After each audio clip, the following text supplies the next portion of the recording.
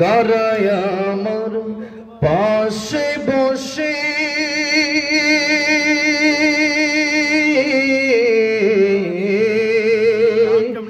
কারায় আমার পাশে বসে শোনাবে কোরআন কোন জমিনের মাটি আমার হবে গোরস্থান কোন জমিনের মাটি আমার হবে গোরস্থান কাদের চোখের জলে আমি পাব পরিত্রাণ কোন জমিনের মাটি আমার হবে গোরস্থান কোন জমিনের মাটি আমার হবে গোরস্থান ওয়ালা তাহিনু ওয়ালা তাহজানু ওয়া আনতুমুল আ'লাউনা ইন কুনতুম মুমিনিন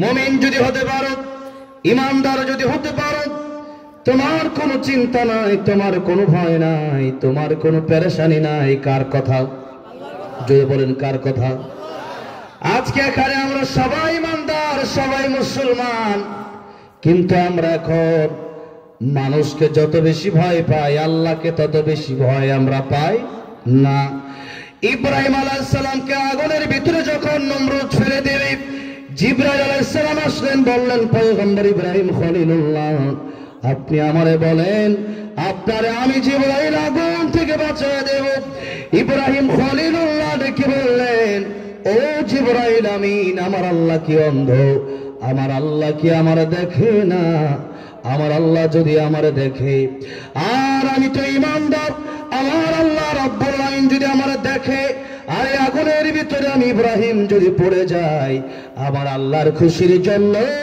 আমি ইব্রাহিম একবার দুইবার নয় হাজার বার আমি আগুনের ভিতরে জ্বলতে রাজি আছি আল্লাহ বললেন জিবরাইল আমার ইব্রাহিম আমার খলিলুল্লাহ আমার পয়গম্বর আমার ঈমানের পরীক্ষায় পাস করে ফেলেছে তুমি চলে আসো আমার ইব্রাহিমের জন্য আমি আল্লাহ রাব্বুল আলামিন নিজেই যথেষ্ট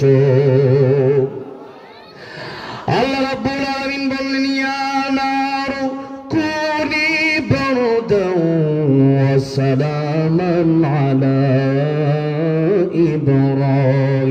ইব্রাহিম এইজন্য আমার আল্লাহ ইব্রাহিম আলাইহিস সালামের সাহায্যকারী হয়ে গেলেন আল্লাহ বলেন আগুন তুমি আরামদায়ক হয়ে যাও 40টা দিন সে আগুনের ভিতরে পয়গম্বর ইব্রাহিম ছিলেন 40 দিনের ভিতরে এত শান্তি তিনি পেলেন এই পৃথিবী থেকে বিদায় নেওয়ার পূর্বে যখন মানুষের সাথে তিনি গল্প করতেন তখন বলতেন দুনিয়ার মানুষেরা শোনো আমি ইব্রাহিম আগুনের ভিতরে একটা দুইটা দিন নয় 40টা দিন আগুনের ভিতরে ছিলাম ওই 40 দিন আমি পৃথিবীর কত জায়গায় গেলাম কত জায়গা দেখলাম কিন্তু আমি ইব্রাহিম আগুনের ভিতরে যত শান্তি পেয়েছি এমন শান্তি পৃথিবীর কোন জায়গায় আর আমি পাই নাই আল্লাহু আকবার যে আল্লাহ রাব্বুল আলামিন ইব্রাহিম আলাইহিস সালামের জন্য আগুনকে ফুলের বাগান বানায় দিতে পারলেন সেই আল্লাহ রাব্বুল আলামিন আজও আছে না নাই যে আল্লাহ রাব্বুল আলামিন ইব্রাহিম আলাইহিস সালামের আগুনকে ফুলের বাগিচা বানায় দিলেন সেই আল্লাহ রাব্বুল আলামিন আজও আমাদের জন্য আগুনকে ফুলের বাগান বানাতে পারে কি পারে না এই জন্য কবি বলেছেন যে নামে ইব্রাহিমের আগুন হলো পানি ডাকার মতো ডাকলে আজও সারা দেবেন তিনি রে মন সারা দেবেন তিনি ও মধুর নামটি মিটায় হতাশার জ্বালা গলেতে পড়ো ও নামের মালা ও নামের তুলনা হবে না তুলনা নাই নাই নাই, তুলনা নাই নাই নাই। এসো না আল্লাহর নামে গান গাই, এসো না মন প্রাণ জোড়াই, এসো না মন প্রাণ জোড়াই। আল্লাহ আকবার বলেন, আল্লাহ আকবার, আল্লাহ আকবার বলেন, আল্লাহ আকবার। যেমন ছাদি আল্লাহ আকবার বলেন, আল্লাহ আকবার, আল্লাহ আকবার বলেন। ও মধুর নামটি নিলে হৃদয় হাসে, ও মধুর নামে সুখ নেমে আসে। ও নামের তুলনা মিলে না মিলে না, ও নামের তুলনা মিলে না মিলে না। তুলনা নাই নাই নাই, তুলনা নাই নাই নাই। এসো না আল্লাহর নামে গান গাই, এসো না মন প্রাণ জড়াই, এসো না মন প্রাণ জড়াই। জবান ছেড়ে দিয়ে আল্লাহ আকবার বলেন, আল্লাহ আকবার, আল্লাহ আকবার বলেন, আল্লাহ আকবার, আল্লাহ আকবার বলেন, আল্লাহ আকবার, আল্লাহ আকবার বলেন। এই আওয়াজ হবে না মুসলমান। আজকে মুসলমান নামাজে নাই, আজকে মুসলমান তাদের জবান দিয়ে কি বোধ বের হয়, আল্লাহর জিকির বের হয় না। যার কারণে মাহফিলে এসেছেন, এই মাহফিলে বসে কত মানুষ জবান খুলতেছে, আল্লাহর নাম নিচ্ছে, আর আমার আল্লাহ রাব্বুল আলামিন আপনাকে জবান দিল, এরপরে আপনি আল্লাহর নাম নেন না। বুঝতে হবে আপনার ভিতরটা শক্ত হয়ে গেছে, কলব শক্ত হয়ে গেছে। গুনাহ করতে করতে জিহ্বা ভারী হয়ে গেছে, গুনাহ করতে করতে অন্তর কালো হয়ে গেছে। এই জন্য মেহেরবানি করে আল্লাহর প্রেমে মাতোয়ারা হয়ে, যে আল্লাহ জবান দিলেন, যে আল্লাহ কথা বলার ক্ষমতা দিলেন, যে আল্লাহ রাব্বুল আলামিন চলার ক্ষমতা দিলেন, কাজের ক্ষমতা দিলেন, সে আল্লাহর প্রেম ভালোবাসা অন্তর নিয়ে মহাব্বতের সাথে জিকির করে লা ইলাহা ইল্লাল্লাহ, লা ইলাহা ইল্লাল্লাহ। কেউ জবান বন্ধ রাখবো না। লা ইলাহা ইল্লাল্লাহ, লা ইলাহা, লা ইলাহা ইল্লাল্লাহ, লা ইলাহা ইল্লাল্লাহ মুহাম্মাদুর রাসূলুল্লাহ।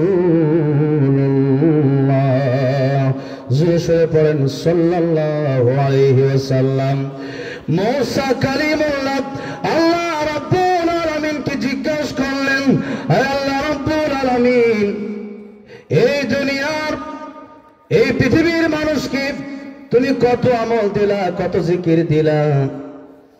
আয় আল্লাহ রাব্বুল আলামিন, আমি মূসা কালিমুল্লাহকে তুমি আনকমন একটা জিকির দাও, যেটা আমি মূসা কালিমুল্লাহ করব।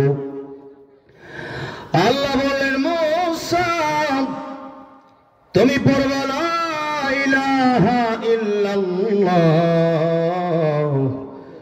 মূসা কালিমুল্লাহ বললেন, আয় আল্লাহ এটা কেমন জিকির দিলেন আমাকে? এই জিকির দুনিয়ার সব মানুষ করে, এই জিকির আমি চাই না। আমি বললাম একটা আনকমন জিকির আপনি আমার দেন। আল্লাহ বলেন, ও মূসা, तमाम পৃথিবীতে যা কিছু আছে সব কিছুর চাইতে উত্তম আমি আল্লাহর কাছে লা ইলাহা ইল্লাল্লাহর জিকির বলেন সুবহানাল্লাহ। এই জন্য মুসলমান কেউ জবান বন্ধ রাখবেন না, জবান ছেড়ে দিয়ে একটু জিকির করি লা ইলাহা ইল্লাল্লাহ, লা ইলাহা ইল্লাল্লাহ, সুবহানাল্লাহ, আলহামদুলিল্লাহ, লা ইলাহা ইল্লাল্লাহ, লা ইলাহা ইল্লাল্লাহ, লা ইলাহা মুহাম্মাদুর রাসূলুল্লাহ সাল্লাল্লাহু আলাইহি ওয়াসাল্লাম। রাস্তাঘাটে যখন চলেন একজন আরেকজনের সাথে কথা বলেন, গীবত করেন, অনেক সময় আজে বাজে আলাপ করেন, বাসে বসে থাকেন, মোবাইল টিপেন, এগুলো না করে দিনের নবী রাহমাতুল লিল আলামিন বলেছেন, আমার সাহাবীরা, আমার উম্মতেরা, তোমরা যদি একবার সুবহানাল্লাহ আলহামদুলিল্লাহ বলো, আমার আল্লাহ রাব্বুল আলামিন तमाम পৃথিবীতে যত জায়গা ফাঁকা আছে সমস্ত ফাঁকা জায়গাগুলা তোমার জন্য সওয়াব দিয়া ভরপুর করে দিবেন। এরপর সুবহানাল্লাহ বলবেন না, সুবহানাল্লাহ বলেন। মিজানের পাল্লায় কিয়ামতের কঠিন ময়দানে সপ্তম আকাশ সপ্তম জমিন যদি সেই মিজানের পাল্লায় রাখা হয়, মিজানের পাল্লা নড়ে না। আর সুবহানাল্লাহ যদি একবার রাখা হয়, মিজানের পাল্লা আর ধরে না। আল্লাহু আকবার, যেরকম সুবহানাল্লাহ পড়েন, আলহামদুলিল্লাহ পড়েন, আল্লাহু আকবার পড়েন, লা ইলাহা ইল্লাল্লাহ মুহাম্মাদুর রাসূলুল্লাহ সাল্লাল্লাহু আলাইহি ওয়াসাল্লাম। একটু আমরা জবানটা তাজা করে নিলাম। কষ্ট হচ্ছে আপনাদের? ঘুমে টুমে ধরতেছে? অনেক আগে ওঠার কথা ছিল, আমি একটা মাহফিল করি, তারপরও একবার কারেন্ট যায় আর একবার যাক, অনেক কাজ করে অনেক দেরি হয়ে গেল। লম্বা চড়ার সময় আমি কথা বলি না, তারপরও ঘন্টাখানিক সময় দেওয়া যাবে তো ইনশাল্লাহ? আল্লাহ কবুল করেন, বলেন আমিন। ঘন্টাখানিক সময় কথা বলবো, ধৈর্য যেন না হারাই, সেমন তেমন বেশিও বলবো না, কমও বলবো না। আপনারা বললেও আমি বলবো না, না বললেও বলবো না। আল্লাহ রাব্বুল আলামিন আজকের এই মাহফিল কবুল করেন। আজকের এই মাহফিল যারা আয়োজন করলেন, আসলেন, বসলেন, কাল কিয়ামতের ময়দানে এই মাহফিল নাজাতের ওসিলা বানায় দেন, বলেন আমিন। বলেছিলাম মাদ্রাসা শিক্ষার গুরুত্ব এবং ফজিলত নিয়ে কথা বলবো, তাই আগে এটা বলি, মাঝখানে কিছু কবরের, আমরা কবর নিয়ে, পরকাল নিয়ে কিছু কথা আমরা বলবো ইনশাল্লাহ। পরকালের প্রস্তুতি আমাদের নিতে হবে, কারণ সেই পরকালের হায়াত শুরু আছে, শেষ নাই। আর এই দুনিয়ার যে কোনো সময় নাই, ঠিক না ঠিক বলেন? আমি ওয়াজ করতেছি, এই ওয়াজের ভিতরে আমি নাই হয়ে যেতে পারি, ঠিক না ঠিক বলেন? আর আপনারা ওয়াজ শুনতেছেন, ওয়াজ শুনতে শুনতে নাই হয়ে যেতে পারেন, যেরকম, ঠিক না ঠিক? 1 মিনিটের নাই ভরসা, 1 মিনিটের নাই ভরসা। জীবনের কোনো গ্যারান্টি আছে? জীবন আছে? জীবনের কোনো গ্যারান্টি নাই। তাই আসুন আমরা দুনিয়ার রং তামাশা, দুনিয়ার সমস্ত চিন্তা ভাবনা বাদ দিয়া একটু কোরআনের তাফসিরে ঢুকবো। আমরা একটু মাদ্রাসা শিক্ষার ফজিলত, কোরআন শিখলে কি লাভ আর কোরআন না শিখলে কি ক্ষতি, এটা জানা দরকার আছে না এগুলো? হ্যাঁ, না জানলে মাদ্রাসায় তো নিজে অনেকে কোরআন শিখেন নাই, সন্তানগুলোকে কোরআন শিক্ষা করতে দিচ্ছেন না। কেন? যে মাদ্রাসা শিক্ষা ইমামতি ছাড়া কোনো গতি নাই। আরে মাদ্রাসা শিক্ষা হচ্ছে জান্নাত পর্যন্ত যে শিক্ষার কারণে যাওয়া যায়, ঠিক না ঠিক বলেন? মাদ্রাসা শিক্ষা হচ্ছে বৈজ্ঞানিকরা দুনিয়ার শিক্ষা অর্জন করে চাঁদের দেশে যায়, কত দেশে যায়। আর এই শিক্ষা, মাদ্রাসা শিক্ষা অর্জন করে এই বান্দা যাবে আমার আল্লাহর সাথে আরশে আজিম পর্যন্ত সাক্ষাৎ করবে। আল্লাহু আকবার। এই বান্দা যাবে জান্নাত পর্যন্ত। কোন পর্যন্ত? জান্নাতে যেতে চান তো নাকি যাবেন না? কিয়ামতের ময়দানে দল হবে দুইটা। কয়টা? জরুন কয়টা? ফারিকুন ফিল জান্নাতি ওয়া ফারিকুন ফিস সাঈর। একটা হবে জান্নাতি আর একটা জাহান্নামী। এই দুই দল ছাড়া কোনো দল হবে না। আমরা যেতে চাই কোথায়? কোথায় যাব বলেন? জান্নাত। আমি আসার আগে আমাকে একজন অনেক বড় একজন আলেম আমার সাথে বসা ছিলেন, তো আমারে বলছে, হুজুররা যা আসে ওয়াজ করে খালি 5 আগস্ট দিয়ে কথা বলে। আমি ঠিক আছে, কবই না, আজকে শুধু সুবহানাল্লাহ আলহামদুলিল্লাহ লা ইলাহা ইল্লাল্লাহ কোরআন শরীফ শিখলে কি লাভ, কবরে গেলে কি লাভ? তাই আমলের ওয়াজ করা দরকার আছে না নাই বলেন? তাই হুজুরে বলছেন তাই করবো ইনশাআল্লাহ।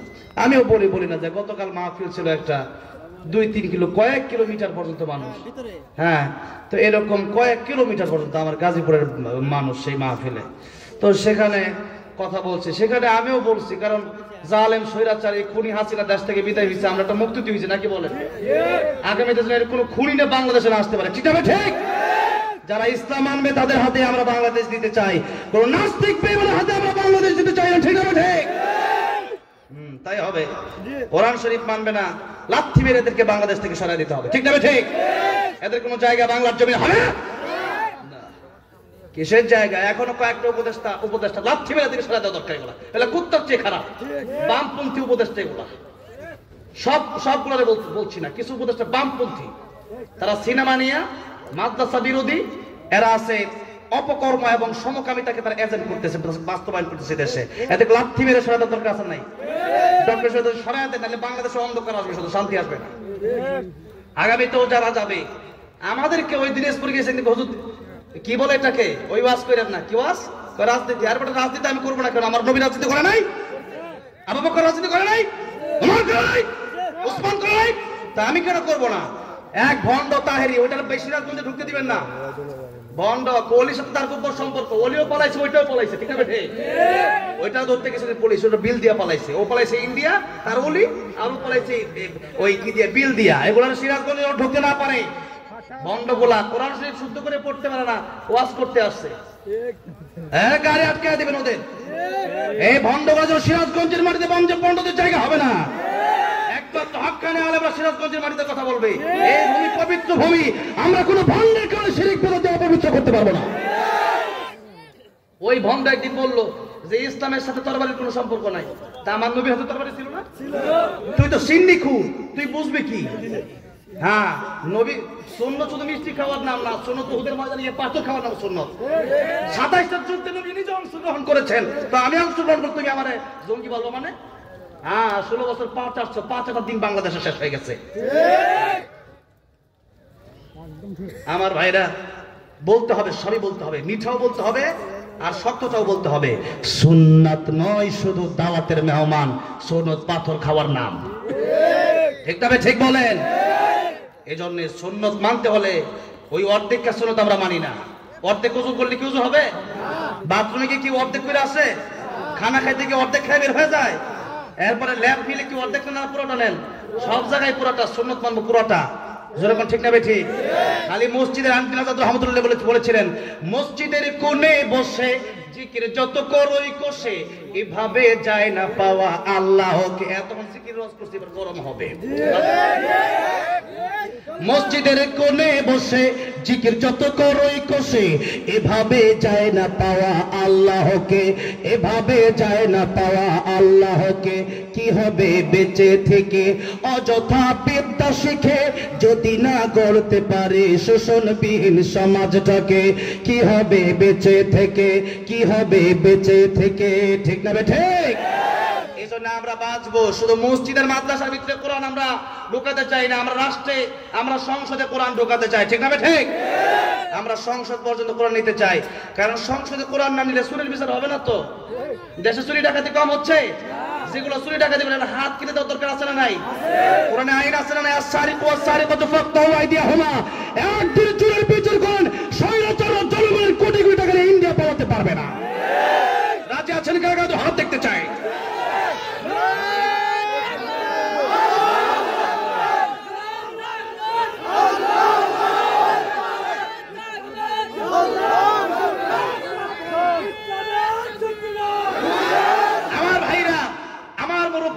দেখেন, মসজিদে আমরা ইসলাম সীমাবদ্ধ করে রেখেছি, মাদ্রাসায় রেখেছি।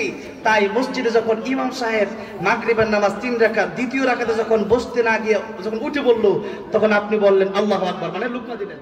তা ইমাম সাহেব ভুল করলে মুসল্লিরা কি লুকমা দেওয়ার যোগ্যতা রাখে না? রাখি কি রাখে না বলেন? তখন ইমাম সাহেব বসে পড়লো। ঠিক না ঠিক? এখন জজ, যে ব্যক্তি জজ, সে হচ্ছে বিচারপতি, সে এখন বিচার করবে। এখন বিচার করার সময় যেহেতু রাষ্ট্রে কোরআনের বিচার হচ্ছে না, তাই তিনি বললেন চুরি করেছে, জেলে দাও। জেলে যাওয়ার পর আপনার সময় দেখছি চুর ডাকাত হয়ে বের হয়ে আসে। ঠিক না? এরকম হয় কি না হয় না? হয়। আর এই দেশে আমরা বিগত দিনগুলোতে দেখেছি, আলেমদের শাস্তি, এই দেশে চুরের শাস্তি হচ্ছে সবচেয়ে কম, আর যারা চুরের বিরুদ্ধে বলছে আল্লামা সাঈদী আর আল্লামা মামুনুল হকের শাস্তি সবচেয়ে বেশি। কেন? যে চুরির বিরুদ্ধে কথা বললে তারা চুরি করতে পারবে না, রোডের জায়গায় বাস দিতে পারবে না, জনগণের ত্রাণের টাকা বাইরে খেতে পারবো না, চাউলের টাকা খেতে পারবো না, তেল দিয়ে খাট নিচে করতে পারবো না। আমরা এইগুলো চুরি আর দেখতে চাই না বাংলাদেশে। যে চুরি করবে বায়তুল মুকাররমের সামনে মিডিয়া নিয়ে, এরপর তার হাত কেটে দেন। একদিন হাত কাটেন, দেখবেন বাংলাদেশে কোরআন আইন আছে, শান্তি আসে কি আসে না। পরের দিন চুরি বন্ধ হবে। যেরকম ঠিক না ঠিক? চুর চোর চুরি করছে 50 লাখ টাকা, এবারে জেলে 3 দিন পরে দেখা যায় চোর বাইরে ঘুরে। এবার ওপেনিং ডাকাতি করে, অভাব নাই কেন? কোরআনের আইন নাই। কোরআনের আইন চালু করেন। জজকে যখন বলছে যে জজ সাহেব আপনি জান্নাত দিয়ে হাত কাটেন, তখন বলে জঙ্গিবাদী আইছে। আমি আল্লাহর কোরআনের কথা বললে আমি জঙ্গিবাদী হয়ে যাই। তার মানে রাষ্ট্রে ইসলামটাকে আমরা এখনো ঠিক করতে পারি নাই, সংসদে আমরা ইসলামটাকে এখনো ঢুকাতে পারি নাই। তাই আমরা নিয়ত করব, আল্লাহর কোরআন যেমন মসজিদে আছে, যেমন মাদ্রাসায় আছে, এই মসজিদ মাদ্রাসার ভিতরে আল্লাহর কোরআন আমরা সীমাবদ্ধ রাখবো না। এই দেশটাকে চুরি বন্ধ করার জন্য, ডাকাতি বন্ধ করার জন্য, শিরক বিদআত বন্ধ করার জন্য, জুয়া ইয়াবা মাদক বন্ধ করার জন্য আল্লাহর কোরআনকে সংসদে দিতে জীবন দিয়ে হলেও আমরা, যুদ্ধ করে হলেও আমরা সংসদে আল্লাহর কোরআন দেখতে চাই না, যা ছেলেকে হাত দেখতে চাই।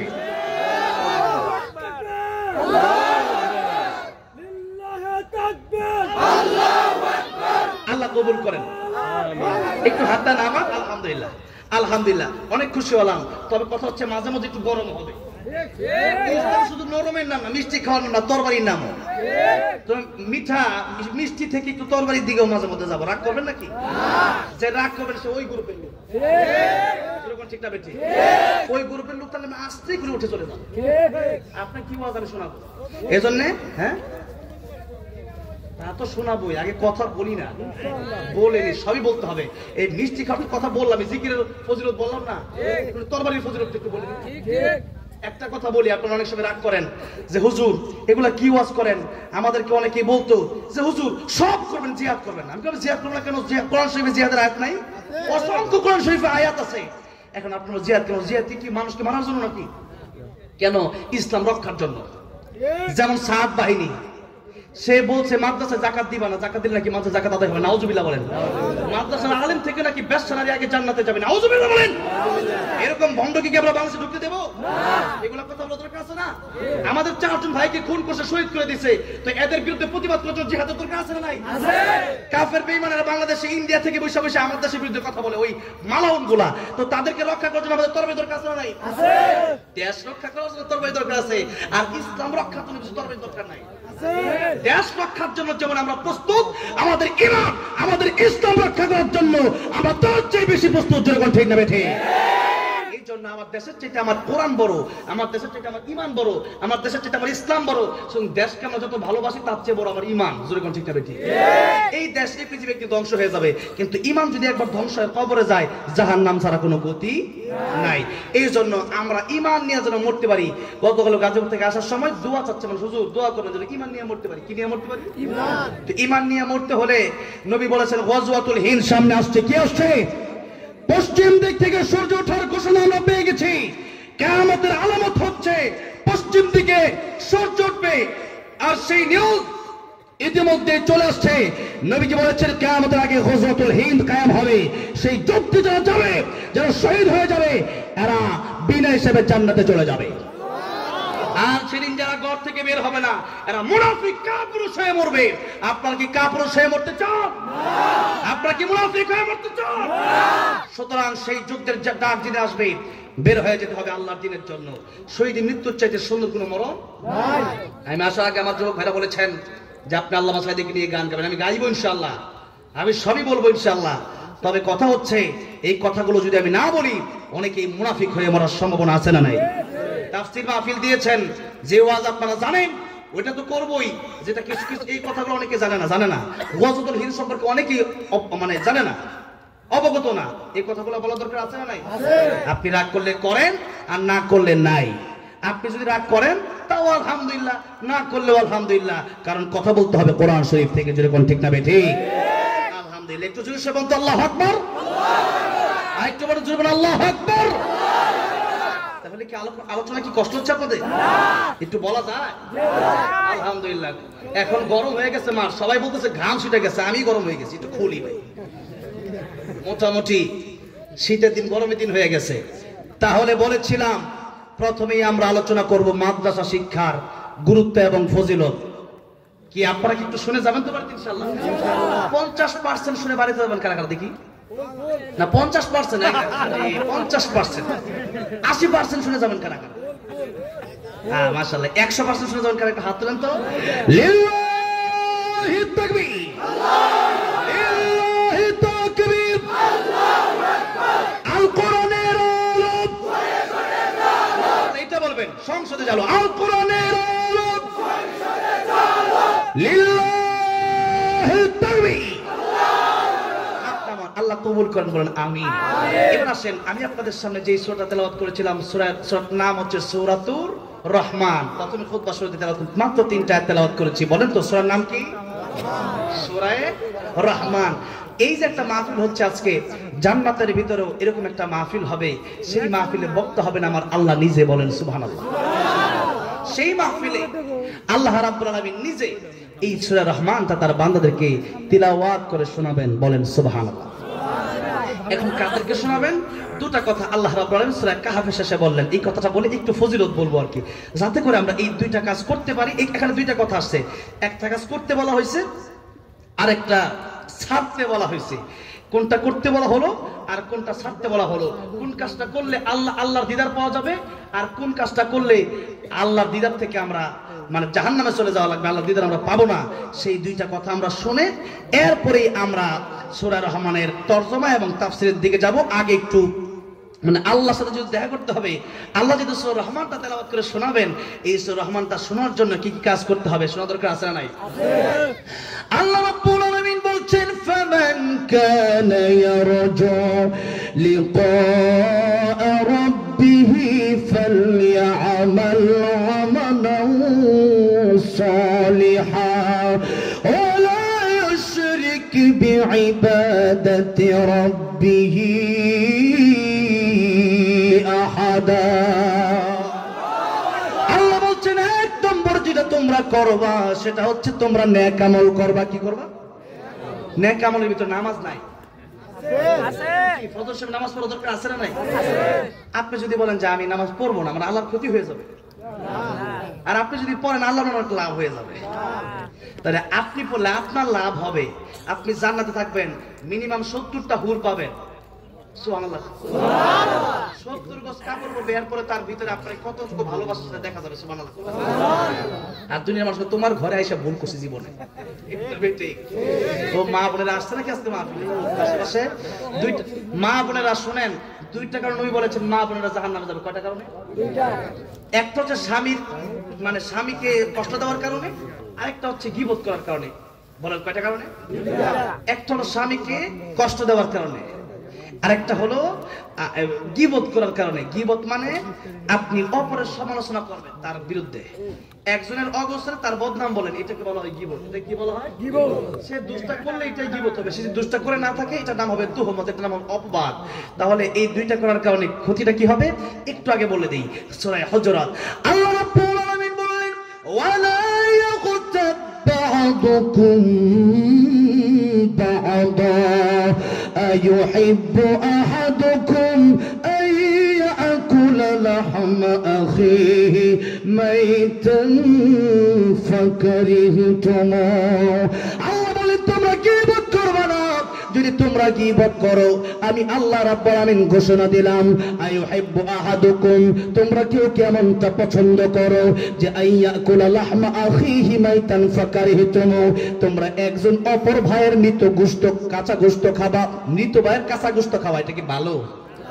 এটা মরা মানুষের গোশত জীবনে হাতে খাইছি, এটা কি কেউ খাবে? আমরা যদি কই যে আপনারা 50,000 টাকা দিমু একটা মরা মানুষের গোশত এই আপনারা খাওয়াম, আমরা খাবে না। ও মানুষ যদি হয়ে থাকে মানুষ, তাহলে খাবে না। আর ওর ভিতরে যদি মানুষ হিসাবে তো খাইতে পারে 50,000 টাকার লোভে।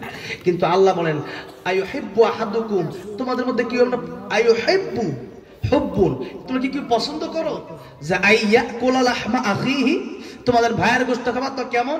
মাইতান ফাকারি, তোমাদের মৃত ভাইয়ের কাঁচা গোশত তোমরা কাইটা খাবা, এটা কি তোমরা পছন্দ করো? আপনারা কি বলবেন? আপনারা কি বলবেন? না। আল্লাহ রাব্বুল আলামিন বলেন মৃত ভাইয়ের কাঁচা গোশত খাওয়া যেমন তোমরা পছন্দ করো না, এমনি ভাবে গীবতটাও তোমরা পছন্দ করবা না। আমি আল্লাহ গীবতকে হারাম করে দিলাম। এখন একটা কথা আপনাদেরকে বলি, আমি আমার সামনের দিকে আলোচনায় যাব। ইমাম সুফিয়ান সাউরি রাহমাতুল্লাহি আলাইহি তিনি একদিন তার খাদেমকে ডেকে বললেন, খাদেম শোনো, এই যে তোমার কিছু টাকা পয়সা আমি দিলাম, এই টাকা পয়সা গোলা নিয়া ওই লোককে দিয়ে আসবা যেই লোক আমার বিরুদ্ধে গীবত করে, আমার বিরুদ্ধে বদনাম বলে। খাদেম বলে, হুজুর আমি যাব, ততক্ষণ পর্যন্ত যাব না যতক্ষণ পর্যন্ত আপনি আমারে না বলবেন তারে কেন দিচ্ছেন। আর টাকা পয়সা দিলে তো আপনি আমারে দিবেন, আমি আপনার খাদেম, কষ্ট করি, আপনার কাপড় দিয়ে দিই, আপনার খাবার আইনা দিই, হ্যাঁ আপনার জুতা সুজা করে দিই, আমারে দিবেন, তারা দেন কেন? হুজুর ডেকে বলেন, খাদেম সব তাকে কেন দিলাম? কিয়ামতের কঠিন ময়দানে সে যত বড় উপকার আমার করবে, আমার মা বাবাও এত বড় উপকার করবে না। দেখেন আমি একটা কথা আপনাদেরকে জিজ্ঞাসা করতে চাই, আপনারা যদি পারেন উত্তর দিবেন, না পারলে বসে থাকবেন, চুপ দরকার নেই, বলার দরকার নেই। কোরআন শরীফের সূরা বানী ইসরাঈলে আল্লাহর ইবাদতের পরে আল্লাহ কার খেদমত করতে বলছেন? বলেন, যারা পারেন একটু জোরে করুন। মা আর বাবার, জোরে কোন ঠিক না বেঠিক? ও কাদা রাব্বুকা আল্লা তা'বুদু ইল্লা ইয়্যাহু ওয়া বিল ওয়ালিদাইনি ইহসানা। আল্লাহ বললেন, তোমরা আল্লাহর ইবাদতের পর তোমাদের মা বাবার খেদমত করো। মা আর বাবাকে আল্লাহ এত সম্মান দিলেন। আরেকটু কথা বলবো, সামনের দিকে যাবো। দেখেন নবী বলতেছেন, ও আমার সাহাবীরা, মায়ের দিকে বাবার দিকে একবার তাকাবা, একটা কবুল হজের সওয়াব। বললেন না তো, কিন্তু কবুল হজ কারে কয়? দেখেন আমি এবার হজে যাওয়ার নিয়ত করছি। কোথায়? হজে যাবো, কিন্তু হজে গেলে টাকা লাগে 8-10 লাখ। কত লাখ? মানে 8-10 লাখ। মানে সবাই 8-10 লাখ টাকার মালিক নাকি? 8-10 লাখ টাকা কামাইতে কষ্ট আছে না নাই বলেন? আছে। তো এখন দেখেন ইসলামের যে ইবাদত আছে এর মধ্যে একটা হলো দৈহিক আর একটা হলো আর্থিক। একটা হলো কি? দৈহিক, মানে দেহের মাধ্যমে যেটা করতে হয়। এই ভাইরা কথা বলা যাবে না, কিন্তু কথা বলে মনে করো ডিস্টার্ব হয়ে যাবে, ওইদিকে মনোযোগ যাবে। ওয়াজ করবো কিভাবে? তো আমি তোমার দিকে ঠিক কথা বুঝতে হবে। এই যে আমি সিরাজগঞ্জে মানে ওয়াজ করতে করতে প্রতিদিন বরাবর সিরাজগঞ্জ, কালকে আগের দিন সিরাজগঞ্জ থেকে গিয়ে কালকে গাজীপুরে আবার সিরাজগঞ্জ আসছি। মানে হচ্ছে এই এলাকায় আসতে আসতে আমি আমার গাজীপুরে ভাষাই বলে যেতেছি। বুঝছো তো কথাটা? রাগ করতেছেন আপনারা? রাগ করুন, আমি আপনাদের ঘরের মানুষের মতো কথা বলি আর কি, যেহেতু আমার সিরাজগঞ্জের সাথে সম্পর্ক একটু বেশি। এই সিরাজগঞ্জের বগুড়ায় প্রায় 50টা প্রোগ্রাম। কয়টা? 50টা। বছর প্রোগ্রাম করি 250টা। যদি এই দুই জেলাতে হয় তার মানে আশা বেশি হয়, তো আপনাদের সম্পর্ক বেশি। অন্য জেলায় গিয়ে এত খোলা মনে আমি আলোচনা করি না। একটা শুরু করছি, ওইটা বইলা চলে আসি। আর আপনাদের সাথে আমি একটু ঘোরা ভাবে মানে মিলামিশা কথা বলতে চাই আর কি। তো আপনারা কষ্ট পাচ্ছেন? দেখেন মা আর বাবার খেদমতের কথা বুঝাইতে গিয়ে একটু কথা বলছিলাম, কিন্তু তারা কেমন অমূল্য সম্পদ, এটার কোনো মূল্য হয় না, এটা অমূল্য। মানে পৃথিবীতে ঋণ শোধ করতে পারবেন না আপনি। দেখেন দৈহিক একটা ইবাদত, আর্থিক একটা ইবাদত, এটা হচ্ছে ইসলামের ভিতরে আছে। তো দৈহিক ইবাদত কোনটা? যেমন নামাজ হচ্ছে দৈহিক ইবাদত।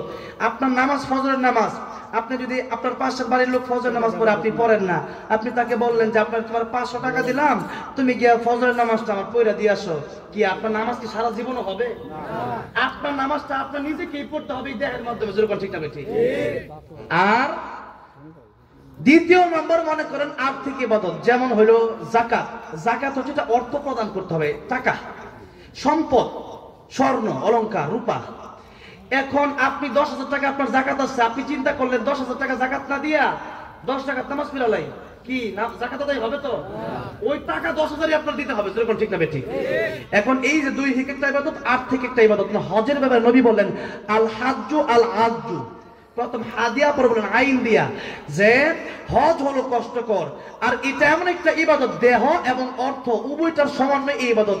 দেহও লাগে, শরীরও লাগে, অর্থ লাগে। টাকাও দিলাম, আবার টাকা দিয়ে বসে থাকলে হবে না।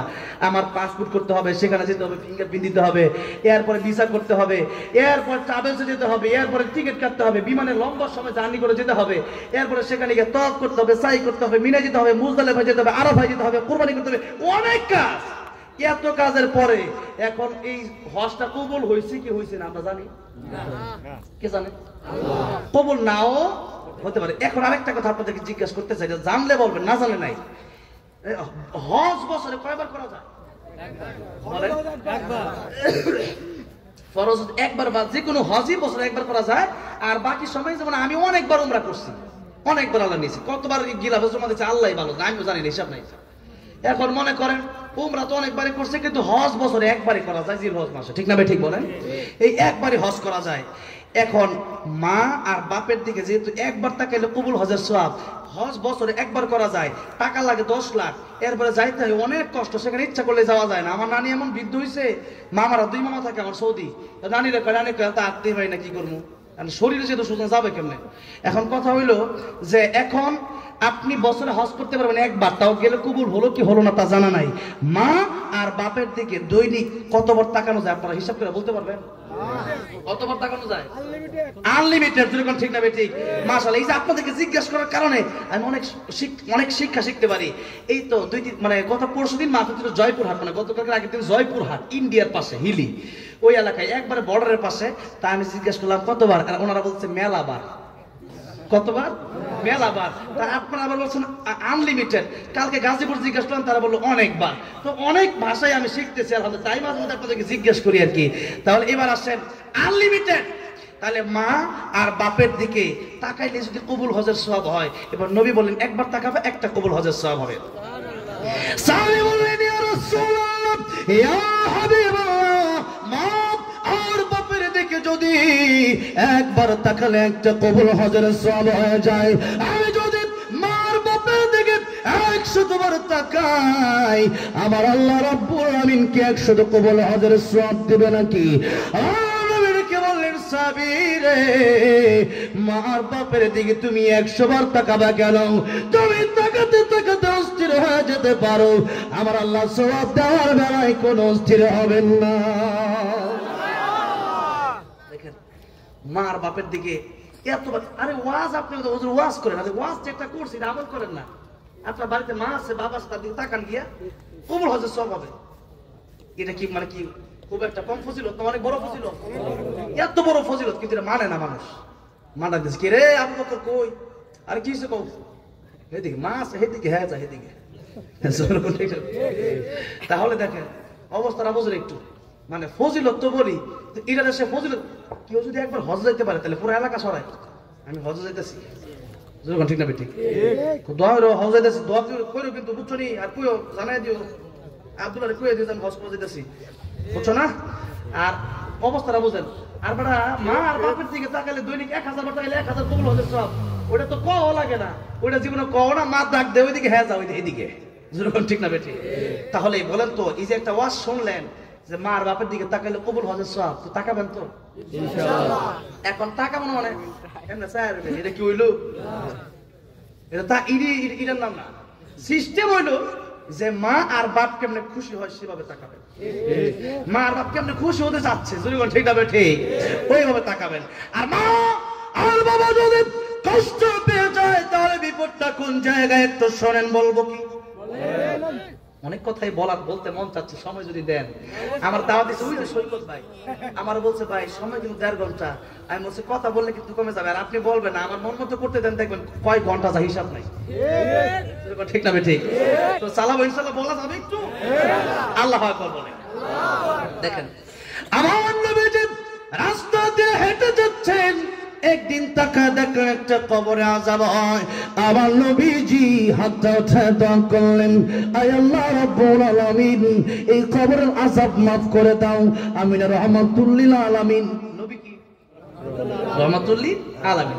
আল্লাহ রাব্বুল আলামিন বলেছেন আলহামদুলিল্লাহি রাব্বিল আলামিন। আর নবীর ব্যাপারে কি বলেছেন? ওমা আরসালনাকা ইল্লা রাহমাতাল লিল আলামিন। রাহমাতুল লিল আলামিন নবী, রাহমাতুল লিল আলামিন নবী, কুরআনে প্রমাণ। আশিক বিনে কে বুঝিবে আমার দয়ার নবীর শান। খারাপ লাগতেছে? নবীর প্রেমে একটু বলা যাবে না আমার সাথে? বলেন না, রাহমাতুল লিল আলামিন নবী, রাহমাতুল লিল নবী, কুরআনে প্রমাণ। আশিক বিনে কে বুঝিবে আমার দয়ার নবীর শান। বলেন, আশিক বিনে কে বুঝিবে আমার নবী আমার মদিনারে বলবো আমার আল্লাহ ভালোবেসে নামটি দিলেন হাবিবে রাসূল। আল্লাহু আকবার। ওই নবীকে ভুল বুঝিলে ওই নবীকে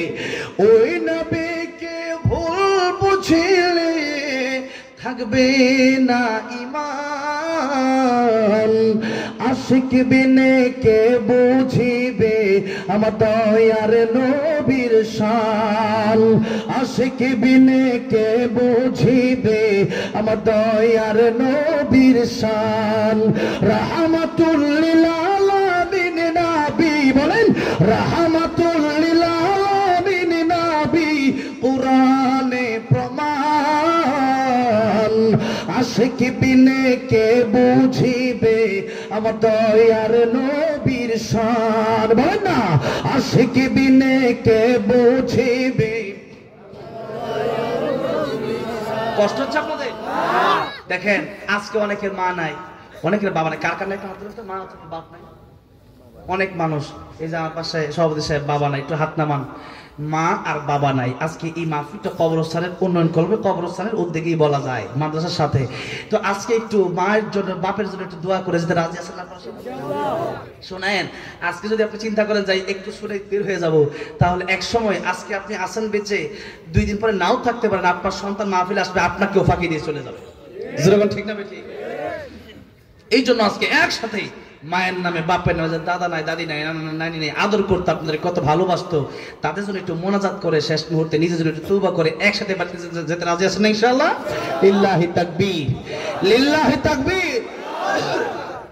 আমার নবীজি রাস্তা দিয়ে হাঁটতেছেন, তাকে দেখতেছেন কবরে আযাব হয়। আমরা তো কবরে আযাব দেখি না, দেখি যে নবীর আল্লাহ সেই পাওয়ার দিয়েছে কিনা? নবীজি দেখতে পারতেন। আমার নবীজি বলেন আমার মনে চাই আমার উম্মতের জন্য আমি দোয়া করি যেন আমার উম্মতের আমার আল্লাহ রাব্বুল আলামিন কবরের আযাব দেখায় দেয়। কিন্তু আমি নবী কেন দোয়া করি না জানো? আমি নবী দোয়া করি না এই জন্য, কারণ হলো মানুষ যদি কবরে আযাব দেখে তাহলে তার বাপের লাশ নিয়ে মানুষ কবরে যাবে না, তার মায়ের লাশ নিয়ে মানুষ কবরে যাবে না, মানুষ তার ভাইয়ের লাশ নিয়ে কবরে যাবে না, মানুষ তার বোনের লাশ নিয়ে কবরে যাবে না। কবরের আযাব কত কঠিন এই চিন্তা যদি মানুষ করে, এই কবরের আযাব যদি একবার মানুষ দেখে, মানুষ খাওয়া দাওয়া মানুষের বন্ধ হয়ে যাবে, মানুষের রিজিক অন্বেষণ করা, চাকরি করা, খেতে কাজ করা, দোকানদারি করা সব বন্ধ হয়ে যাবে, দুনিয়া শৃঙ্খলা আর ঠিক থাকবে না। এই জন্যই বলে আমি তোমরা কবর আযাব দেখবা আমি চাই, কিন্তু তোমরা কবর আযাব দেখলে পরে দুনিয়ার শৃঙ্খলা ঠিক থাকবে না। বাপের লাশ যেমন সেমনি রেখে দেবা, কবরে যাবো না, ডরে যে আমার বাপের কবর দিলে কি আযাব জানি হয়। এই আযাব যদি দেখতো মানুষ তার কবর নিয়ে যেত, অনেকেই তো লাশ রেখে দিত, যেরকম ঠিক না ঠিক? আমার ভাইরা, আমার মুরব্বী বাবাজিরা, আল্লাহ তাআলা আমার নবীকে সেই কবরের আযাবটা দেখাইছেন, দেখেন নাই? দেখেছে অসংখ্য ঘটনা।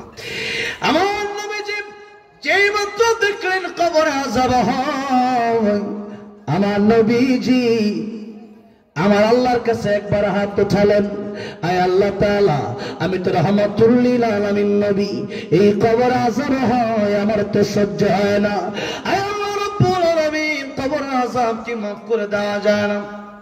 আয় আল্লাহ মেহেরবানি করে কবর আযাব তুমি মাফ করে দাও। সাহাবীরা বললেন আমিন।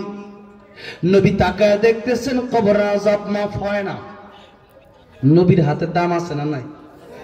নবী দোয়া করছে কিন্তু কবর আযাব কি হয় না? মাফ হয় না। আমার নবীজি দ্বিতীয়বার আবার হাত উঠায়া আল্লাহর কাছে মোনাজাত করলেন, আয় আল্লাহ রাব্বুল আলামিন এই কবরের আযাব তুমি মাফ করে দাও। সাহাবায়ে কেরাম রাদিয়াল্লাহু আনহুম আজমাইন বললেন আমিন। এবার নবী তাকায় দেখতেছেন কবরের আযাব মাফ হয় না। নবী তৃতীয়বার হাত তুললেন, হাতটা তুলে নবী আবার দোয়া করলেন, আয় আল্লাহ রাব্বুল আলামিন এই কবরের আযাব তুমি মাফ করে দাও। কিন্তু এখনো কবরের আযাব মাফ হয় না। আল্লাহ রাব্বুল আমিন কবর আযাব কেন মাফ হয় না?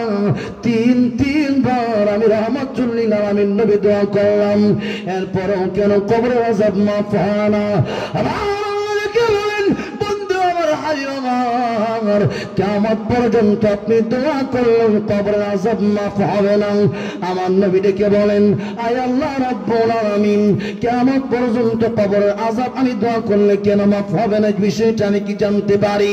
আল্লাহ বলেন, জিবরাইল তুমি বলে দাও এই হকটা আমি আল্লাহর সাথে সম্পর্ক না। তার কবর আযাব হয় এই জন্য কারণ তার মাকে সে কষ্ট দিয়েছে, তার মা যতক্ষণ পর্যন্ত তার মাফ না করবে এই কবরের আযাব আমি আল্লাহ মাফ করব না। আমার আল্লাহ ডেকে বললেন, ও সাবিরা তার মাকে আমার সামনে আসতে বলো, এই কবরের পাশে আসতে বলো। তার মা যেই মুহূর্তে কবরের পাশে আসলেন, আমার নবী ডেকে বললেন, ও মহিলা এই কবরটা কার, তুমি কি চিনো নাকি? মহিলা ডেকে বলল, ইয়া রাসূলুল্লাহ, ইয়া হাবিবাল্লাহ, এই কবরটা আমার সন্তানের কবর। নবী আমার ডেকে বলেন, মহিলা এই কবরটা যদি তোমার সন্তানের কবর হয়, তুমি কি চাও তোমার সন্তানের কবরে আযাব হয়? মহিলা তুমি যতক্ষণ পর্যন্ত মাফ না করবা এই কবর আযাব বন্ধ হবে না। ও মহিলা তুমি কি তোমার সন্তানকে মাফ করে দিতে পারো? মহিলা ডেকে বলে, ইয়া রাসূলুল্লাহ, ইয়া হাবিবাল্লাহ, এই কবর আযাব হলে আমার সন্তান হতে পারে, তাই কি হয়েছে? আমি মা, তারে আমি মাফ করব না। আমার নবী কষ্ট পেয়ে গেলেন, মহিলা কেন মাফ করবা না? মহিলা কি বলে, ইয়া রাসূলুল্লাহ, ইয়া হাবিবাল্লাহ, স্ত্রীর কথা শুনে আমার কি রকম মানসিক অত্যাচার করেছে, কিরকম ভাবে আমার পিটাইছে, এখনো সেই মায়ের এখনো সেই বাড়ির দাগগুলো এখনো পিঠে আছে। ইয়া রাসূলুল্লাহ, ইয়া হাবিবাল্লাহ, আমি তারে মাফ করব না। আমার নবী কষ্ট পেয়ে গেলেন, ডেকে বললেন, আল্লাহ রাব্বুল আলামিন, আমার আগে দোয়া তুমি কবুল করো নাই, এখন আমি আরেকটা দোয়া করব, তুমি কি সেই দোয়াটা কবুল করবা না? আয় আল্লাহ রাব্বুল আলামিন, তার মা আজকে তারা মাফ করে না। আয় আল্লাহ, আমার যেমন তুমি কবর আযাব দেখাইলা, তার মাকে তুমি কি একটু কবর আযাব দেখাতে পারো না? আল্লাহ তুমি ইচ্ছা করলে তো পারো। আমার আল্লাহ ডেকে বলেন, বন্ধু আমার, হাবিব আমার, আগের দোয়াটা যদিও কবুল করি নাই কারণ হকটা আমার সাথে সম্পৃক্ত না, হকটা তার মায়ের সাথে সম্পৃক্ত, কিন্তু এখন দোয়াটা আমি আল্লাহ রাব্বুল আলামিন কবুল করে নিলাম। বিনিময়ে তার মাকে আমি পাওয়ার দিয়ে দিলাম, কবরের আযাব দেখার মতো ক্ষমতা আমি আল্লাহ তার মাকে দিয়ে দিলাম। জোরে বলেন আল্লাহু আকবার। তাকে দেখলো যেই মাত্র কবরে আযাব হয়, একটা চিৎকার দিয়ে বলে, ইয়া রাসূলুল্লাহ, ইয়া হাবিবাল্লাহ, কবরে আযাব বুঝি এত কঠিন?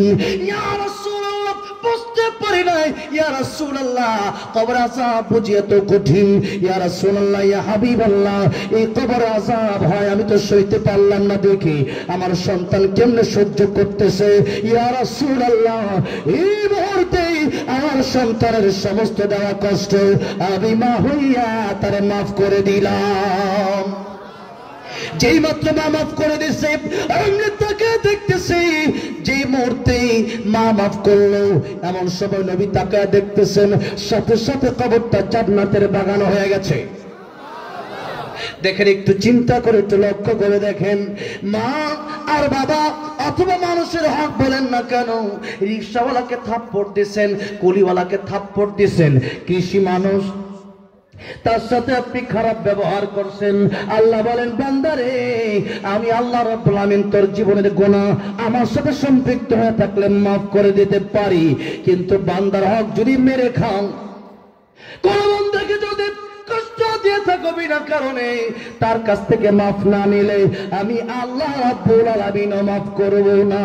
ও মুসলমান, এখন দেখা যায় যার টাকা পয়সা বেশি, যে ব্যক্তি ধনী মানুষ, যার ক্ষমতা বেশি, গরিব মানুষকে অনেক সময় দেখা যায় ক্ষমতার দাপটে থাপ্পড় দেয়, বড় বড় বকা দেয়, এমন লোক আছে না নাই? তার কাছ থেকে আপনি যদি মাফ নিতে না পারেন, খোদার কসম করে বলছি, আপনাকে আমার আল্লাহ মাফ করবে না। এই জন্য যদি মানুষকে কষ্ট দিয়ে থাকেন, মানুষের হক যদি মেরে খেয়ে থাকেন, ওই মানুষের কাছে মাফ চাওয়ার দরকার আছে না নাই? কবে? এখন সুযোগ পেলে, এখন কষ্ট দিয়েছেন, মাহফিল থেকে উঠে মাফ চেয়ে নেবেন, রাজি আছেন না নাই? টাকা পাইলে টাকাটা পরিশোধ করে দিবেন।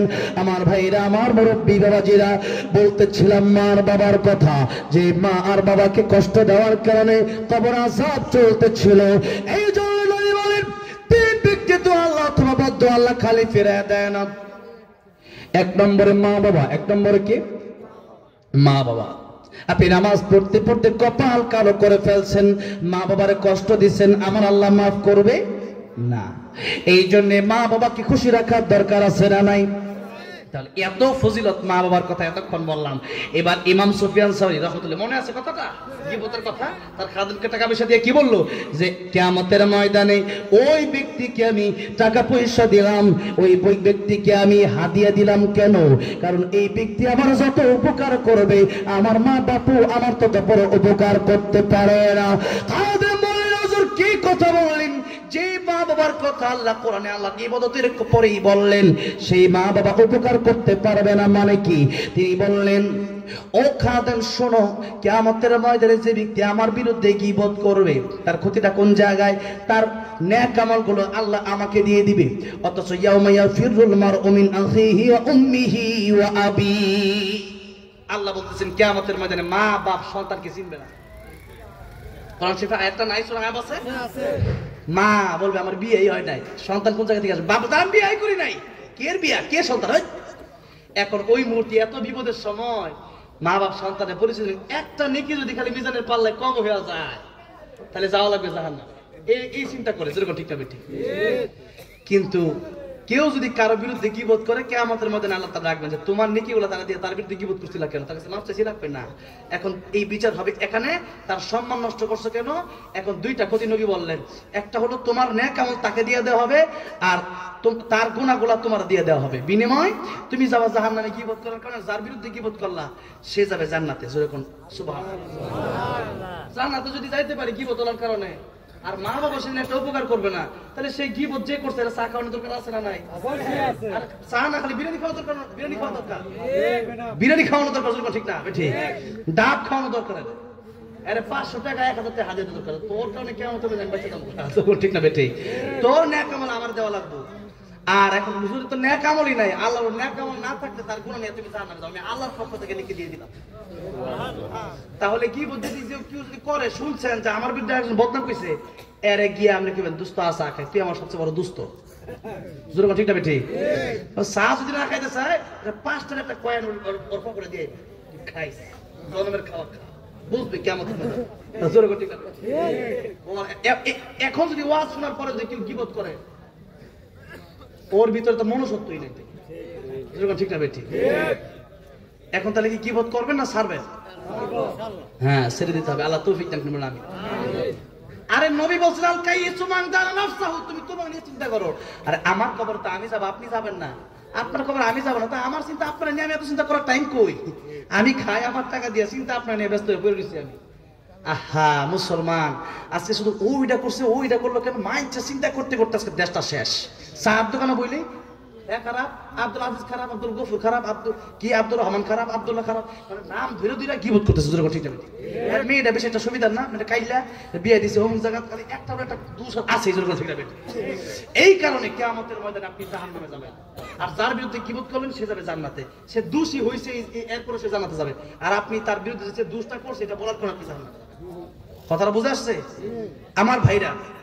আমার মনে হচ্ছে ওয়াজ যদি না বুঝে তাহলে ওয়াজ করার দরকার নাই, ওয়াজ শুনে আমার কত দরকার আছে না নাই? গত বছর আসছিল কে? রুহুল আমিন যুক্তিবাদী সাহেব, মুরব্বী বক্তা, আর আমি হলাম যুবক বক্তা, আমি হলাম মানে বাচ্চা মানুষ, আর আমার দাদা উঠে। ঠিক না ভাই? ঠিক। তো উনি আসছে, উনি কতক্ষণ সময় জানি না, তবে আজকে মানে আপনাদের একটু কষ্ট হয়ে যাচ্ছে, কিন্তু ক্লান্তি চলে আসতেছে। হ্যাঁ, আমার মাশাআল্লাহ, তাহলে আমার ঠিক আছেন। আল্লাহু আকবার, আল্লাহ শয়তানের কাছে আসতে চায় আর কি, আল্লাহ আকবার দেন, আবার দূরে জায়গা। ঠিক না বেটি? তাহলে আমার ভাইরা, আমার মুরব্বি বাজারে, গীবত আমরা ছেড়ে দিব, বলি ইনশাআল্লাহ, জোরে বলি ইনশাআল্লাহ। এবার আসেন যেই কথা বলছিলাম, নেক আমল। নেক আমল যদি করেন আর যদি গীবত থাকে, তাহলে মনে করেন ডুলি আছে না, মাছ ধরেন। এখন মাছ ধরার ডুলি মধ্যে আপনি সারাদিন মাছ ধরলেন, ডুলার তলা নাই, কি নাই? তলা নাই। এখন ডুলি উঠাইয়া বাইক যেতেছেন, বাইক যেতেন কিন্তু মাছ নাই, কারণ তলা না থাকলে মাছ যতই বলেন মাছ থাকবে। মাস তলাতে পড়ে যাবে যখন ঠিক না বেটি ঠিক তিনভাবে আপনি আমল করলেন ফজরের নামাজটা পড়ছেন নামাজ পড়ে কালকে যে ঘটনাটা করছে শুনছস কি হইছে ওই যে এই কি জানি আব্দুল জলিল এই লোকটা তো মনে কর যে কালকে হের মায়ের বিয়ে দিছে ঠিক করে নাই এবার যে কামটা করছে এই যে কথাটা বলছেন শেষ ফজর নামাজ শেষ ফজর নামাজ আছে ফজর নামাজ হয়ে গেছে ঠিক না বেটি যার কারণে আমল যদি করেন এই তলা যদি খালি থাকে তলা যদি না থাকে তা আমল কিন্তু সব ওই দিক দিয়ে যাবে না এই জন্য তলা ঠিক রাখতে হবে কি ঠিক রাখতে হবে তলা ঠিক রাখতে হবে এই নেক আমলের কথা এরপরে আল্লাহ বলতেছেন একটা নেক আমল মানে কোরআন শরীফে যা আছে আমার নবীর আদর্শে যা আছে তাই করতে হবে তার বাইরে করা যাবে না এটা নেক আমল এবার 2 নম্বরে আল্লাহ রাব্বুল আলামিন বললেন ওয়ালা ইউশরিক বিইবাদাতি রাব্বিহি আহাদা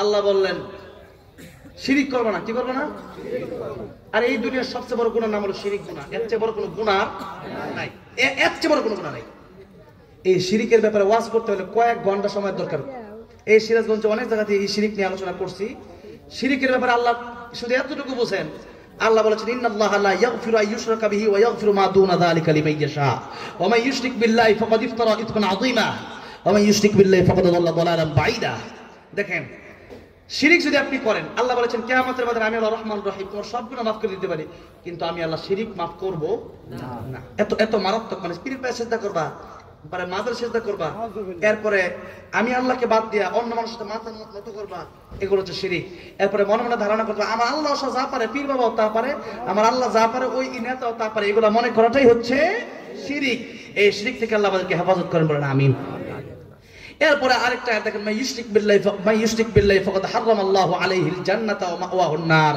আল্লাহ বলেছেন শিরিক যে করবে তার জন্য জান্নাত হারাম জান্নাত কি সে জীবনে জান্নাতে ঢুকবে না আমাকে ইন্ডিয়া ক্রস করতে গেলাম গত বছর তো আমাকে গ্রেফতার করেছিল পুলিশ নানান ধরনের প্রশ্ন করছে একটা প্রশ্ন করলো আপনি কিসের কথা বলেছেন এক আল্লাহর কথা আমি বলছি হ্যাঁ এক আল্লাহর কথা কেন বলেন আমরা তো আল্লাহর মানি আমি কেমনে মানেন আমরা আল্লাহ মানি আবার সাথে ওই 360টা লাখ না তো যেগুলো মানি আর মূর্তিরও মানি তো এখন তারা মানে মূর্তির আল্লাহর কিন্তু মানে না হিন্দুরা এরকম না আল্লাহর সাথে মানে 33 কোটি দেবদেবীর মধ্যে আল্লাহ একজন নাউজুবিল্লাহ এখন আপনি যদি করেন আল্লাহ পারে পীরও পারে তা আল্লাহর সাথে আপনি পীরকে শরীক করছেন আল্লাহর এই গুণ কাউকে দেওয়া যাবে না এই জন্য আমার ভাইরা আমার মনে হচ্ছে শিরিক এত মারাত্মক গুণ আল্লাহ বললেন তাহলে তোমার জন্য জান্নাত হারাম হয়ে যাবে আর জাহান্নাম ওয়াহুন নার জান্নাত ওয়াজিব হয়ে যাবে তাহলে শিরিক করা যাবে না এবং আল্লাহ রাব্বুল আলামিন বললেন একটা কাজ যদি করতে পারো একটা কাজ যদি ছাড়তে পারো এখন নেক আমল অনেক হচ্ছে শিরিক মুক্ত ঈমান যদি তোমার থাকে আমি আল্লাহ রাব্বুল আলামিন ও বান্দারে তোমার সাথে ওয়াদা দিলাম আমি আল্লাহ জান্নাতের ভিতরে তোমার সাথে দেখা দিয়ে দেব দুনিয়ার মানুষের সৌন্দর্য কম না বেশি একজন আরেকজন মানে দেখা আত্মহত্যা করে এমন হয় না ঘটনা হ্যাঁ পরশুদিন শুনছি এক মেয়ে আত্মহত্যা করছে এখন ছেলে মেয়ের জন্য আত্মহত্যা করা হারাম আত্মহত্যা যারা করবে এর শাস্তি হলো বুখারী শরীফের হাদিস তারা যেভাবে আত্মহত্যা করছে ওইভাবে তাদেরকে শাস্তি দেওয়া হবে যেরকম কেউ যদি ছুরির আগে আত্মহত্যা করে তাহলে কিয়ামতের ময়দানে তার হাতে আল্লাহ ছুরি ধরায় দিবে সে ছুরি দিয়ে বারবার আঘাত করবে আর বারবার মরে যাবে নাউজুবিল্লাহ কেউ বিষ পান করলে আল্লাহ বলবেন তোর মররে তো সব এবার মরছত না আবার তুই তোরে বিষ দিলাম একবার বিষ হাতে আসবে আপনি পান করবেন মরবেন আল্লাহ বলবেন আবার নেই এরকম বিষ হাতে আসবে আর মরবেন হাতে আসবে আর মরবেন কারণ জীবন দিয়েছে কে আমার মৃত্যু দিবে কে আপনি মরে যাবো তো জন্মের সময় কি আপনি ইচ্ছা করে আসছে না আমি আসছি 2001 সালে পৃথিবীতে আমার জন্ম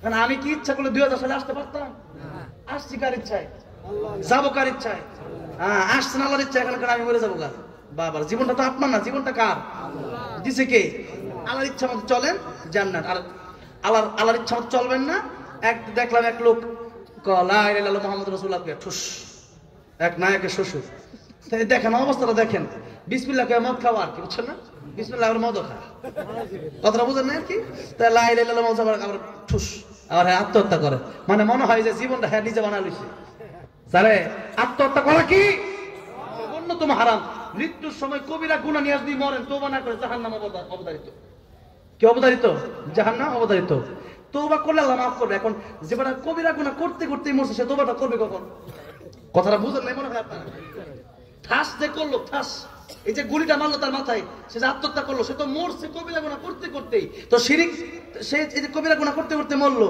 সে তওবাটা করবে আর কখন? জোরে বলেন ঠিক না বেঠিক? তওবা করার সময় আর মরে গেলে তওবা করে লাভ আছে? মরার আগে তওবা করতে হবে। মরার সময় যদি কেউ তওবা করে তাও তওবা কবুল হবে। দুই সময় তওবা কবুল হয় না।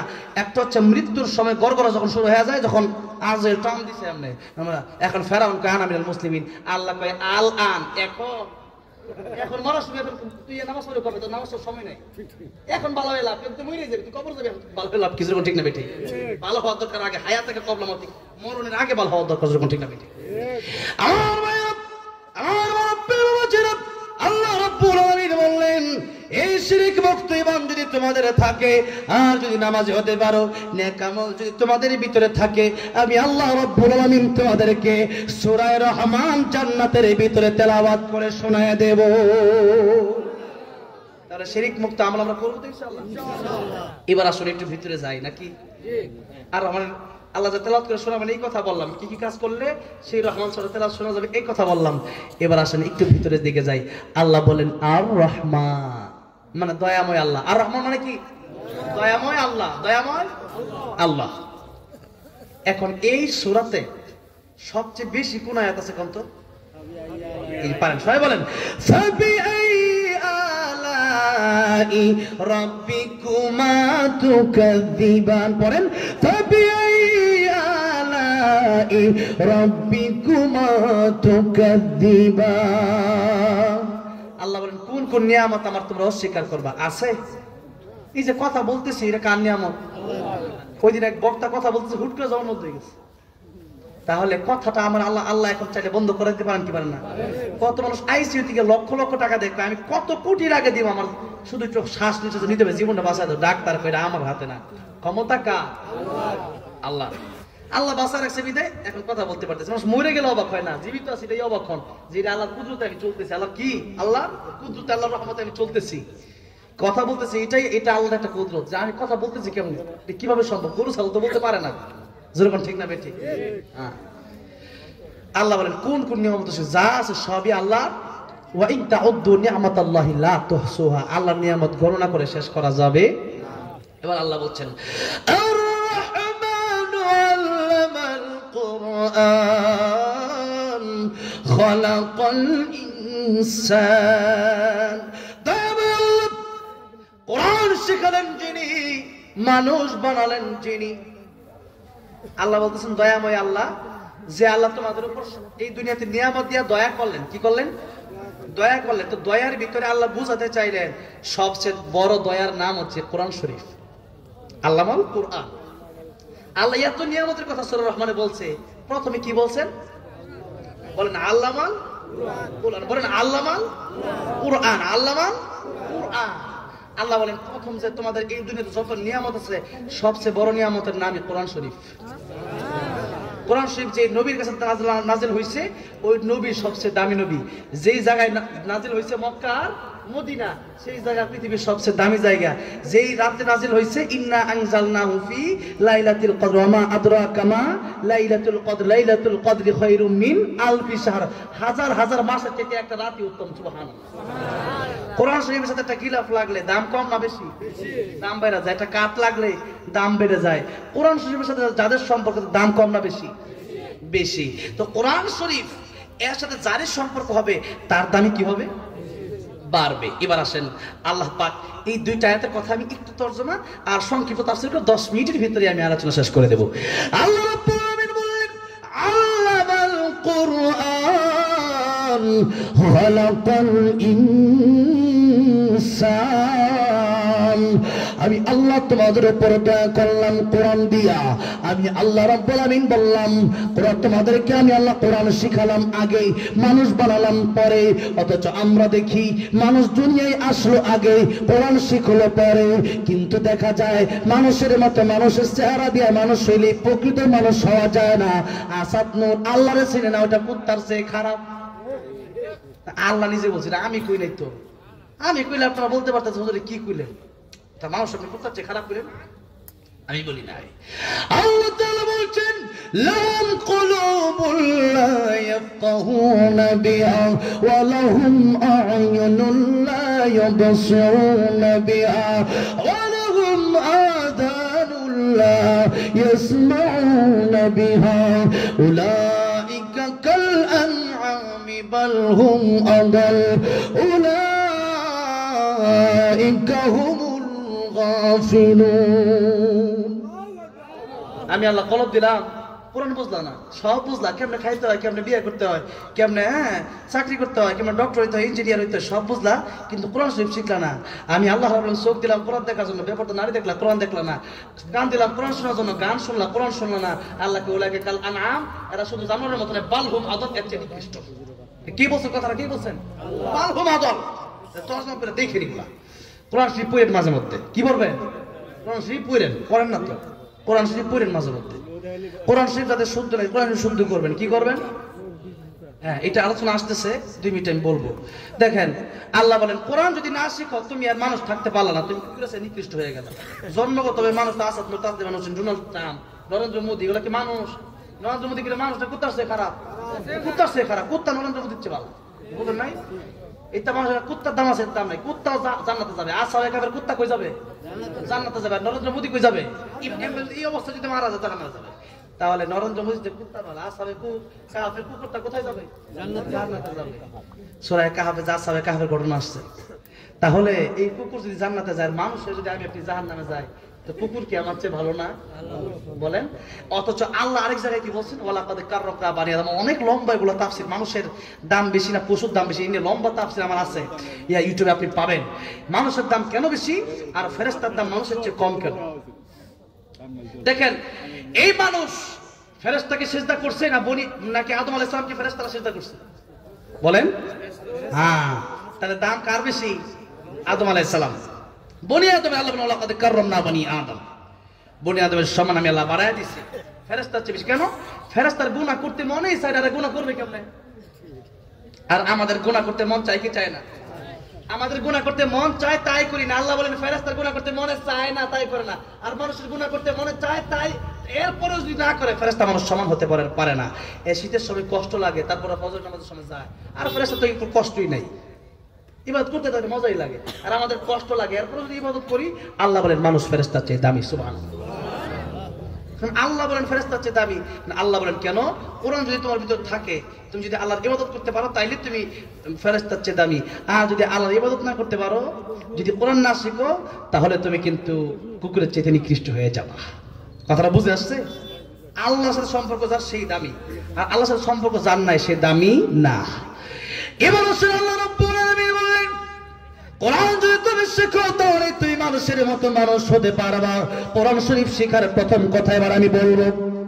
কোরআন শরীফ তাফসীর পরের কথা, আগে কোরআন শরীফ সহি শুদ্ধ করে পড়া দরকার আছে না নাই? নামাজ ভঙ্গের কারণ কয়টা? 19টা। কিয়ামতের ময়দানে সর্বপ্রথম কিসের হিসাব হবে? নামাজের হিসাব। এখন নামাজের হিসাব যদি আপনি দিতে গিয়ে ধরা খান যে আল্লাহ কোরআন শরীফ শুদ্ধ করি নাই, আপনি সবচেয়ে বড় বিপদে পড়বেন। নবী বলেন নামাজের হিসাব দিতে গিয়ে যে ব্যক্তি ধরা খাবে, সে ব্যক্তি সব জায়গায় ধরা খাবে। এই জন্য কোরআন শরীফ শুদ্ধ করে শেখার দরকার আছে না নাই? নাইলে নামাজ হবে না। নামাজ পড়তে পারেন, নামাজ হবে না। আপনারা বললাম আপনি এই ক্ষেতটা কোবাবেন, 500 টাকা দেবো। আপনি এই ক্ষেত না কোবাই, আপনি ওই ক্ষেতে গেছেন কোবানোর জন্য, আপনার মালিক টাকা দিবে? উল্টা ওই জমির মালিক এসে বলবেন ক্ষেত কোবাইলে কিনা জরিমানা দিয়ে, জরিমানা ঠিক আছে। এই জন্য জায়গা মতো যদি না কাজ করে অন্য জায়গায় কাজ করেন, তাহলে কিন্তু ভুল হবে। ভুল করে কষ্ট করলে কোনো লাভ নাই। আপনারা একজন প্রাইভেট কারে ভাড়া করছে, ভাই আমার ঢাকা নিয়ে যান। আপনি ঢাকা না নিয়ে রংপুর নিয়ে গেলেন, বেটা বলবে এই মেয়ে কিসের ভাড়া দেবো, তুমি ঢাকা না নিয়ে যাবা, জরুরি ঠিক না ঠিক? তা আপনারা বলছে কোরআন শরীফ শুদ্ধ করার জন্য, আপনি বলেন কোরআন শুদ্ধ করার দরকার, শুধু নামাজ পড়লে হবে না। কোরআন শরীফ আগে শুদ্ধ করার দরকার আছে না নাই? নামাজও শুদ্ধ করা নামাজ ভঙ্গের প্রথম কারণ। এই জন্য নামাজ তেলাওয়াত শুদ্ধ করবেন তো ইনশাআল্লাহ। এই মাদ্রাসায় হুজুর আছে না? হুজুর আছেন এখানে? একটা বয়স্ক কোরআন শিক্ষা করবেন। কি করবেন? একটা বয়স্ক কোরআন শিক্ষা করবেন। রাজি আছেন না নাই? হ্যাঁ, এগুলো হুজুরকে গিয়ে হাদিয়া দিবেন। হুজুর নেন হাদিয়া, একটা বয়স্ক শিক্ষা করলেন, আমরা কোরআন শরীফ শিখবো। ইংলিশ মাস্টার এরা দেয় 2000-3000 টাকা বেতন, আর মাঝে হুজুর 200 টাকা দেয়। এবারে 3 মাস 6 মাস বাকি, যেরকম ঠিক না ঠিক? মহাব্বতটা কই? এই জন্য কোরআন শরীফ সহি শুদ্ধ করে পড়ার দরকার আছে না নাই? এবার আসেন, কোরআন শিখলে 4টা জায়গায় লাভ হবে। এই কথা বলি আজকে আলোচনা 5 মিনিটের ভিতরে শেষ করে দেবো। কয়টা জায়গায় লাভ? যেমন কয়টা জায়গায় লাভ? চারটা। 1 নম্বর লাভ হলো দুনিয়াতে, 2 নম্বর লাভ হলো মৃত্যুর সময়, 3 নম্বর লাভ হলো কবরে, 4 নম্বর লাভ হলো কিয়ামতের ময়দানে। 4 নম্বর লাভ কোথায়? এটা সবচেয়ে বড় বিপদের জায়গা। কত বিপদ আসুক না আসুক জানি না, কিন্তু সবচেয়ে বড় বিপদ তিন জায়গায়। জোরে বলেন কয় জায়গায়? একটা হলো মরণের সময়, একটা কোন জায়গায়? মরণের সময়, আরেকটা হলো কবরে, আরেকটা কোথায়? কবর, আরেকটা হলো হাসরের ময়দান, আরেকটা কোথায়? হাসরের ময়দান। তাহলে কোরআন যদি কেউ শিখে তাহলে দুনিয়ার লাভটা কোন জায়গায়?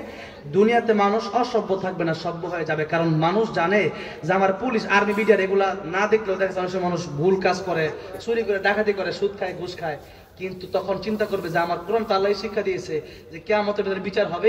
এই শিক্ষার কারণে সে ব্যক্তি সভ্য হয়ে যাবে, ভালো মানুষ হয়ে যাবে, চুরি করবে না, ডাকাতি করবে না, সুদ খাবে না, ঘুষ খাবে না, একজন সভ্য প্রকৃত গুণগত মানুষ হবে। ঠিক না ঠিক? 2 নম্বর কথা, ঈমানের সময় যারা কোরআন শিখবে এবং সে আমল করবে তাদের মৃত্যুর সময় ঈমান নসিব হবে।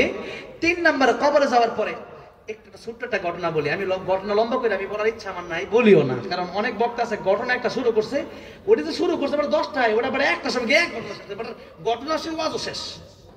আপনি আমার সারা রাত বয়স হয়ে যান, ওয়াজ শেষ হয় নাকি? দেখেন, কথা হইলো ঘটনা একটা দিয়ে শেষ করবেন, ঘটনা আপনি বলেন 5-10 মিনিট শেষ করেন ওইটা, এরপর কোরআন তাফসীরে ঢুকেন, বিভিন্ন কথা বলেন, অন্য আয়াত থেকে কথা বলেন, আয়াত তাফসীরে যান। এই জন্য দেখেন ছোট্টটা ঘটনা, তাফসীরে কাবীর ইমাম ফখরুদ্দিন রাজি রাহমাতুল্লাহ লিখেছেন, মুসা আলাইহিস সালাম যাচ্ছেন রাস্তা দিয়ে, দেখতেছেন কবরে আযাব হয়। কি হয়? কবরে কি হয়? আযাব হয়। আমার মুসা কালিমুল্লাহ একটু পরে সেই রাস্তা দিয়ে হেঁটে আসতেছে, তাকায় দেখতেছে কবরটা জান্নাতের বাগান হয়ে গেছে। মুসা আলাইহিস সালাম জিজ্ঞাসা করলেন, কবরবাসী, এই কবর কেন জান্নাতের বাগান হলো, একটু কি আমার বলবা? কবর ডেকে বলল, আমার একটা এতিম সন্তান পৃথিবীতে ছিল, এই তো আজকে বড় হলো, তার মা আজকে তাকে মাদ্রাসায় ভর্তি করে দিয়েছে। কোথায় ভর্তি করেছে? মাদ্রাসায়। আর মাদ্রাসার শিক্ষার প্রথম শিক্ষাই হলো, যারা পড়েন বিসমিল্লাহির রহমানির রহিম, পড়েন বিসমিল্লাহির রহমানির রহিম।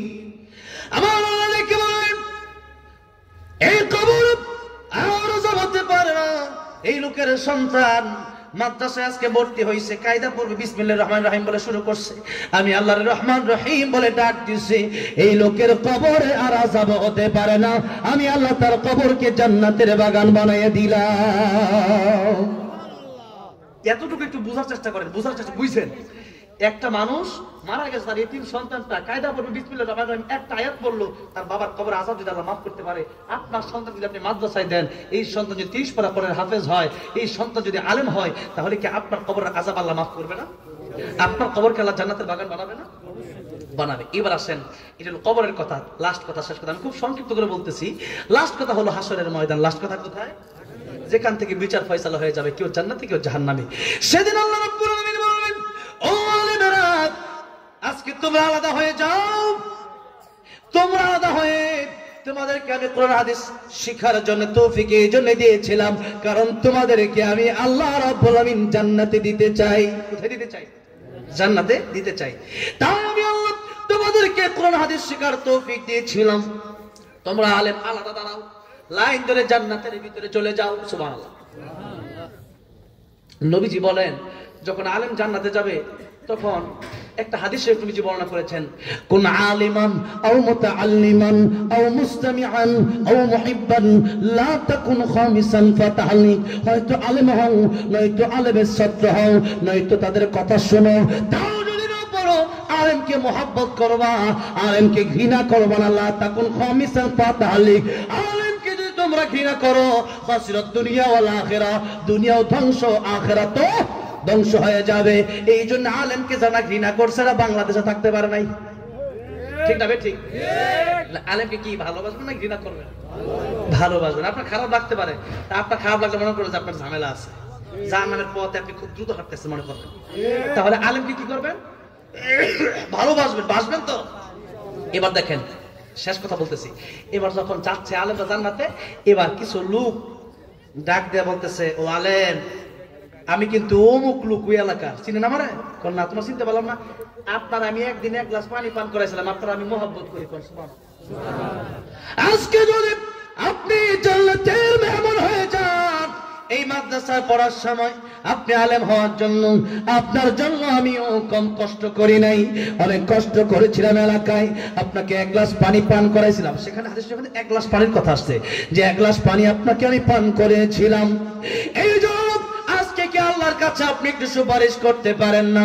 আলেম বলবে, আয় আল্লাহ রাব্বুল আলামিন, এই লোকটা আমাকে এক গ্লাস পানি পান করেছিল, আল্লাহ গো তাকে কি জান্নাত দেওয়া যায় না? আল্লাহ বলবেন, আমি আজকে তোমাকে জান্নাতে নেওয়ার সময় তার সাথে এই জন্য দেখা করায় দিলাম, কারণ সেই ব্যক্তিটা দুনিয়াতে আলেমকে ভালোবাসতো, আলেমকে পানি পান করাইছিল। আলেম, আজকে তুমি একা জান্নাতে যাবা না, বরং তাকে সাথে নিয়ে তুমি জান্নাতের মেহমান হয়ে যাও।